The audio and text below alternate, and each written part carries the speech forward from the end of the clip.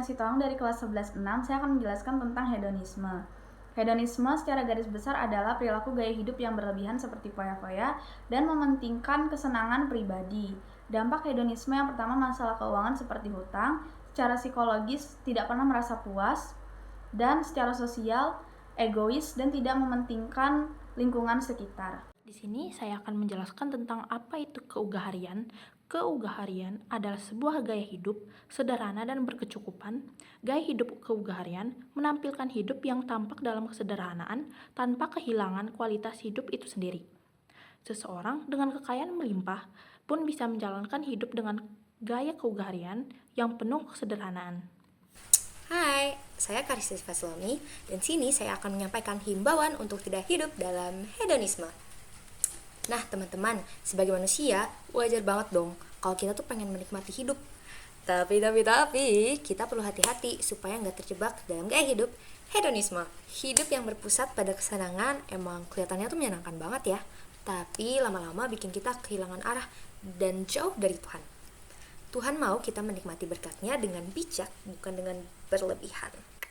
Mari kita belajar hidup sederhana dan bersyukur, bukan hanya mengejar apa yang membuat kita senang, tapi juga apa yang benar dan berkenan di hadapan Tuhan. Halo, perkenalkan nama saya Putirsa Monika Manohara yang di sini akan menjelaskan tentang saran kehidupan keugaharian. Pertama, bangun rutinitas pagi yang menyenangkan, bangun tepat waktu, minum segelas air, dan luangkan waktu untuk meditasi atau refleksi pada diri sendiri. Kedua, prioritaskan kebutuhan di atas keinginan.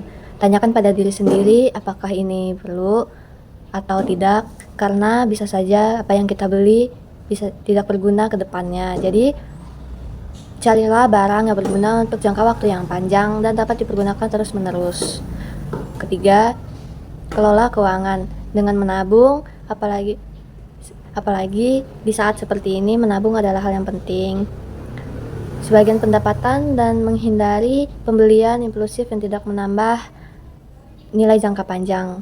Keempat, langkah untuk belajar atau luangkan waktu untuk belajar.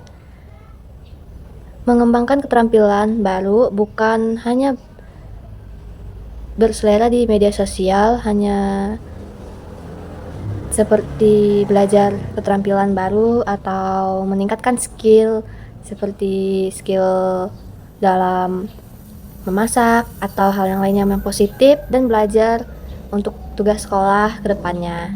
Itu lebih berguna dalam kehidupan sehari-hari.